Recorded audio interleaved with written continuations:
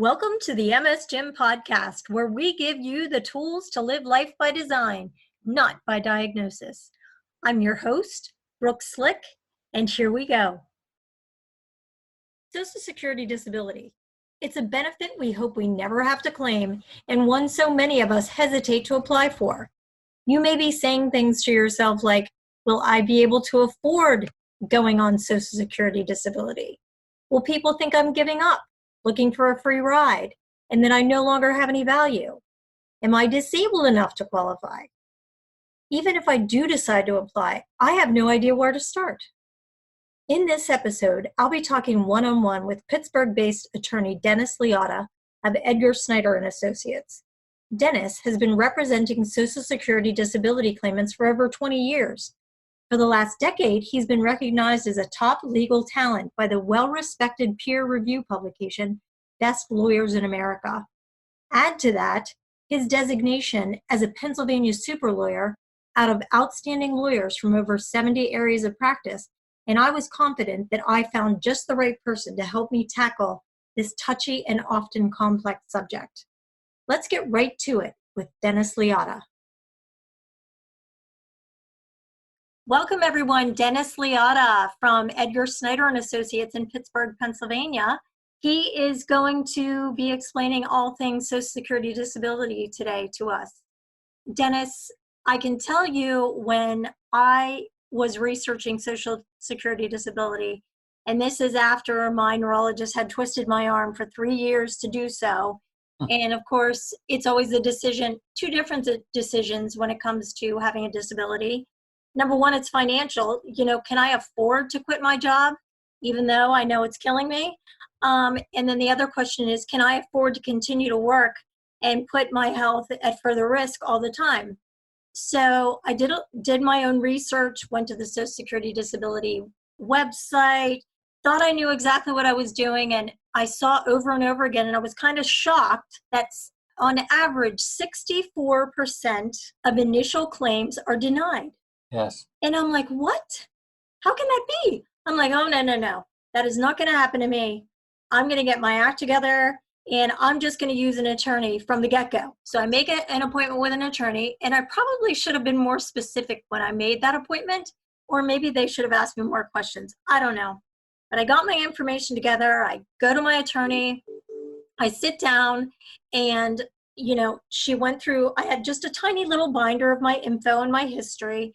And she looked at it and she said, well, dear, she said, you're going to have to come back to us after you're declined. I'm like, what? Using you, I thought, I'd have a better chance of not getting declined. And she said, no, she said, we usually, we begin representing someone after they've been declined. You may be accepted on your doing it yourself. So I'm like, okay. So they gave me a little bit of guidance before I left, but I left there feeling a little empty and like, oh my God, what do I do now? So I went and I gathered 10 years worth of medical records. And I went to the Social Security disability office with a binder that was about 3 inches thick. I divided everything up by MRI scans because I have multiple sclerosis and that's what it's all about. I had a tab for blood work. I had a tab for doctor's appointments. And I went in, and within 4 weeks, I was approved. Oh, congratulations. And I was thrilled. Now, the thing is, I had to pay to get all of those. I don't know. That was like 7 years ago. In all, I may have paid about $200 in fees, which it's my understanding if I had been declined, gone to an attorney, that's something that you guys would have handled. That's something an attorney would have handled. It just so happens that I had enough information that they were able to come to a decision based on what I provided them. But given that 30-something% of claimants are denied initially, what normally happens? What if I had done that and I had been denied? If you were to have been denied, Brooke, and usually you are right, it's 64%, and it's even going higher just because of the way the Social Security Administration is. if you get turned down, and the majority of the people get turned down, especially if they're under 50. If you're under 50, it's automatically denied because although you may not be able to go back to your past relevant work, Social Security will try to find that there's jobs out there that you're capable of doing. Okay. When you do the application is a long application. Yeah. And what happens is after you complete the application, then you'll get a call 4 weeks, 5 weeks later from Social Security, and they'll go over the application. Now, in your case, because you did all that background and you did all the legwork, you actually helped Social Security out. But most people, when they apply, all they do is they give them the names of their doctors, maybe the hospitals that they visited, maybe some places where they got MRIs or CT scans, and then they rely on Social Security to go find these records and find these reports. And unfortunately, I can tell you that's not all true in all cases. There's so backlog over there Right. that they won't wait until they get all the doctor's reports, all the medical records, narrative reports, diagnostic studies. And so usually they automatically deny the person, especially if they're under 50. And then what you have to do is after you get the decision from Social Security, then you have a right to take an appeal and actually have your case heard in front of an administrative law judge or a Social Security judge. And at that point in time, you have to wait about 12 to 18 months before you are, because of the bureaucracy, to actually have a Social Security hearing. So would that have been the ideal time if I had been denied and I wanted to appeal? Would that have been the moment when I should have made the call to an attorney? Yes. Okay. Yes. Actually, there are attorneys. I mean, what we do, we actually help the person with the application process. Okay. Because the process is so cumbersome. It's not like a 2-page questionnaire.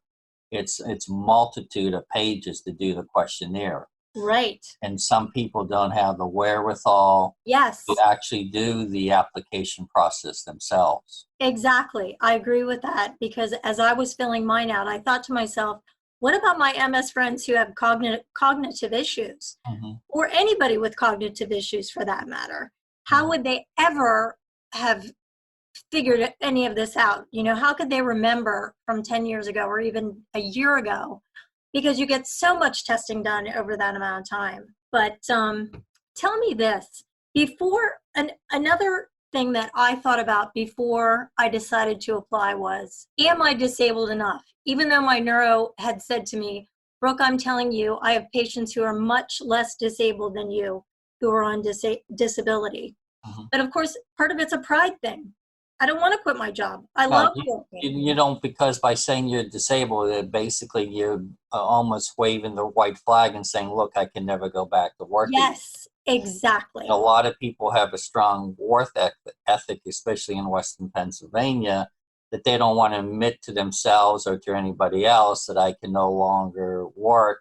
And as a result, I'm just going to start collecting Social Security disability checks. Exactly. You are exactly correct. Now, let's say somebody is right on they're on the fence and they're thinking, you know, maybe I could go to my employer and see if there's something, you know, maybe my disability is such that they could accommodate it. Must an employer accommodate? Do they have to legally provide some type of accommodation? Are there limitations to what they are required to accommodate? Right, especially if you come into a workplace without any disabling factors. And if you do become disabled after you work for them, employers should try to make that accommodations. But unfortunately, the majority of employers just won't be able to make that accommodation. Okay. So they are not legally bound to do so? No. Huh. No. I mean, basically, they should, but unless there was accommodations that they knew about it going into hiring that person, that's a different story than as a person who does become disabled while they're working there. Okay, that's interesting. I think I've always thought that they had to accommodate you if possible. They'll try to, but they're under no obligation if they just don't have a modified or a light duty job for that person to go back to. Okay, that's good to know. One thing I thought about when I think about, because of course MS strikes people at all ages. Right. Let's say I am 22 years old and I've paid into Social Security for a very short amount of time or no amount of time. What if I've been in college, all this time and it strikes? Right. And then because there's two types of Social Security. Social Security disability is when people who are paid into the system. Okay. SSI are for people who have not worked at all or have worked for just a short period of time, and they would still be eligible even if you never worked, as you indicated, for being a college student. They could qualify for SSI benefits. Okay. That's good to know. So there's SSD and SSI. Right. Okay. Is there a blanket goal or when Social Security is looking at somebody's claim, what do they look at? What description do they need for you to be considered, quote, disabled or eligible for Social Security disability? To be the criteria to be considered to be disabled for under Social Security is your disabling condition or your disability has to or expected to be or be disabled for at least a year. Okay. In order for you to even start going over the first hurdle, your disability is expected to or it's going to last a year or more. Okay. Social Security does is they look at the whole body. They look at all the ailments that you are alleging. God forbid if you have cancer or diabetes or lupus or heart issues, they'll look at everything. Okay. Also look at the fact that if, especially for people who work, whether they have a long work history as well, people who are paid into the system. Right. And most importantly, they'll also look at your age as well. Okay. 22-year-old person, a person who's, God forbid, is disabled throughout the college, they'll look at everything, but it's a little bit of more of a hurdle for a younger person to get it. Usually if there's also some sort of mental component or mental illness as well, besides the physical, then those people who are a younger individual has a better chance in getting Social Security than somebody who is healthy and 22 and their only disabling condition is that they can't find a job. Okay. You had mentioned that typically it can be, did you say 14 to 18 months? Before you have a hearing. Right. Because in today's economy, there's a lot more people who apply for Social Security disability than there was 20 and 30 years ago. So there's a backlog of sorts. There's a backlog. In fact, in Pittsburgh is one of the areas that is so backlogged that when we have hearings in Pittsburgh, we actually have hearings from judges out in St. Louis and Kansas City and Colorado because the Pittsburgh judges are so backlogged with hearings that they have to have judges out of the state who basically do video hearings for people here in Pittsburgh. And the Social Security disability and all of their criteria, it doesn't vary per state, correct? It's a national. It's a national. I mean, usually the criteria is they look at your age, they look at what's your disabling condition, they look at whether or not are you paid into the system. And it's without, there may be slight variations here and there, but they generally look at what they look at here in Western Pennsylvania is what they look at in California as well. Okay, cool. Good to know. Well, let's say you apply in June. You are denied within a month or so. Right. It takes that 14 to 18 months till you have your hearing. Right. Then finally, after this appeal, you are granted Social Security disability. Right. What about back pay? I think did they refer to it technically as back pay or retro pay? They'll look at it as to when you claim your disability is. So if a person was to claim disability in September of this year, we may not have a hearing until the year 2021, but it will go back to September of this year with the date that you're alleging disability. and Got you it. could be eligible for the back pay as well. Got it. Got it. Wonderful. That's very good to know. So you get approved, accepted, Mm-hmm. and something comes up, you have an opportunity to work, Mm-hmm. but you might only be able to do it part-time. Right. And Social Security will allow you to work part-time, but it's all based upon how much you earn. Under Social Security disability, you can't, this year, you can't earn more than $1,220 a month Okay. for you to be for you to still be eligible for Social Security disability. If you earn more than that, then there would be an offset off your Social Security disability. Okay. And even if you make more than $1,220 a month, Social Security will allow you to what's called a trial period of work for a few months where you can actually earn more. And then if it turns out you cannot continue to perform this job, it doesn't affect your Social Security disability. Okay. That's a really good, that's good to know. Because I mean, I think of that myself sometimes. I think, what if I ever was able to go back to work? And let's say it was determined that tomorrow I could go back to work full time. Mm-hmm. But 2 years down the road, I had the same thing happen, and I wasn't able to work to the best of my ability. I wasn't able to hold a 9-to-5 job. Would I have to start the process all over again? No, you would have basically just reopened your claim. Okay. Reopen your claim, and you would you would not have to start the process all over again. And then at that time, the money that you paid into Social Security during those that gap of working Could actually, you could see an increase in your Social Security disability because you paid more money into the system. Okay, wonderful. Well, this is a question. Well, Social Security disability, how does it affect your income taxes? Usually, everyone is different because depending upon what they make. But usually, what we do is refer the tax questions to a tax specialist because Okay. everyone is different. Okay. So it's not just a blank answer that does it affect me. Some situations it does, in others it doesn't at all. Okay. I would tell you this, though, that with Social Security SSI, that's based on need. So it may affect that person more than it does a person with SSD. Okay.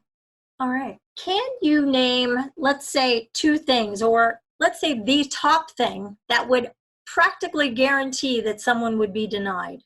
What's one mistake that people could make that would almost certainly they would be denied? That they don't continue to treat.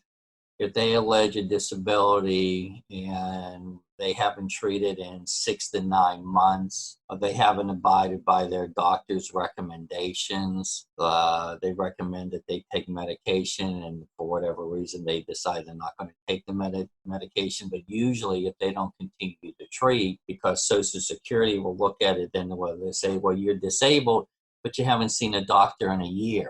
So how can you still claim that you're still disabled? I see. That's probably the biggest thing, is that people don't continue to treat. They think that by applying, that's all they need to do. And Social Security wants to see the history of that person, as you did with you. You had a multitude of doctors, reams of medical evidence. If a person claims they're disabled, but they lack the medical treatment, and that raises a suspicion for Social Security. I see. Throughout time, let's say, you finally get accepted. Mm-hmm.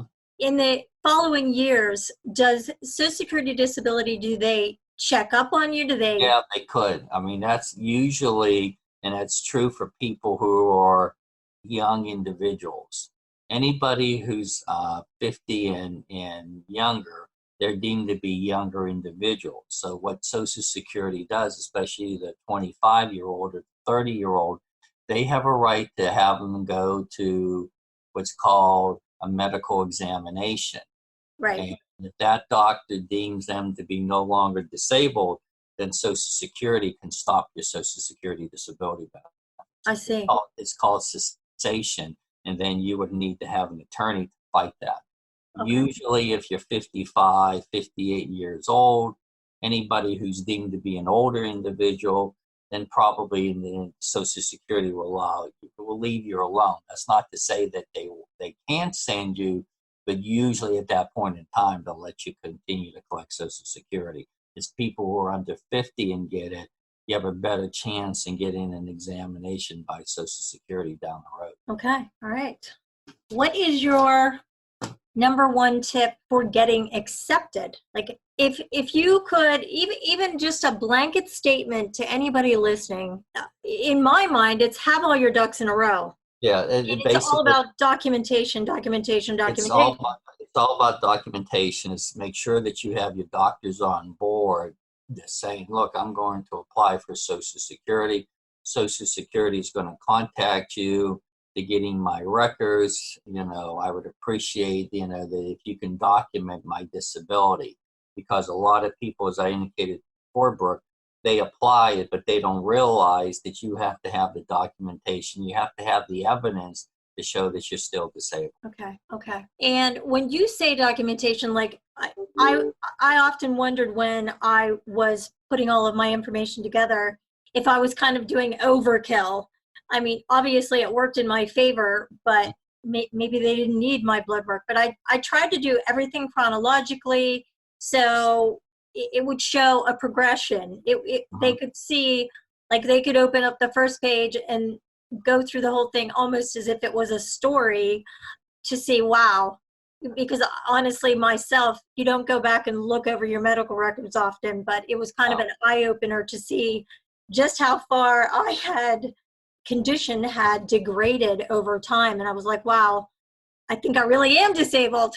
My doctor was right. And of course it's unfortunate, but I think we're very lucky to live in a country where we even have the opportunity to have Social Security disability. Right. I mean, it's nothing that when we pay into it, it's nothing we ever want to touch until we retire. Yeah, a lot of people, they think of Social Security, they think of retirement. Yes. And a lot of people don't realize there's a second component of Social Security, which is people who unfortunately are disabled, and that prevents them from working. Exactly. And that there is a certain stigma that somebody who is applying or comes to the realization like I did that, wow, people are afraid that people are going to look at them as living off the system, right. And trust me, I know that there are people out there who are playing that game. But for those of us who truly are disabled and would love nothing more than to be able to work, that's one of the hurdles that we have to emotionally get over before we, take the plunge and apply. Right. There's a lot of people out there who you touched on it exactly, Brooke, that a lot of people have to get over the stigma. And then more importantly, have to come to the realization, accept the fact that although I want to work, my body is preventing me from working. Exactly. That's exactly correct. All right. Well, believe it or not, I think we covered practically everything, all the questions. I mean, I can't think of anything else. Can you think of anything else? No. I mean, again, you need to apply. And I think there's basically two ways to apply. You can apply online, or you can go down to your local Social Security office and apply. Okay. Third way is they say, well, you can apply over the phone, and I never recommend that. Okay. Because unfortunately, when you call Social Security, you may be talking to somebody in Mississippi the first time, and when you call back, you could be talking to somebody in Montana the second time. So the best way is to apply online, or if for some reason you can't do that, go down to your local Social Security office and they'll be able to help you.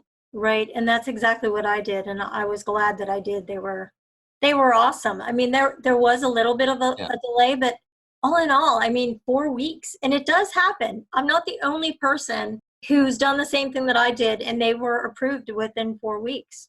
I wish that was the case for everyone. I think I just got lucky. But yeah. Well, Dennis, I can't thank you enough for agreeing to come on today. I feel more confident now than ever that I chose the right. I thank you for having me. Absolutely.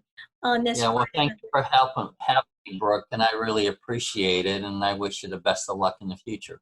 Hey, thank you, Dennis, and we'll make sure to provide your information and a link to Edgar Snyder in Pittsburgh and hopefully to you. Great. So Well, thank you. Thank you so, so much and have a great day. You too. You as well. Bye-bye. For more information on the MS Gym, check them out at themsgym.com on YouTube, Facebook, and Instagram. If you'd like to know what I've been up to lately, you can find me at brookslick.com. Thanks for tuning in, and we'll see you on the next episode of the MS Gym podcast.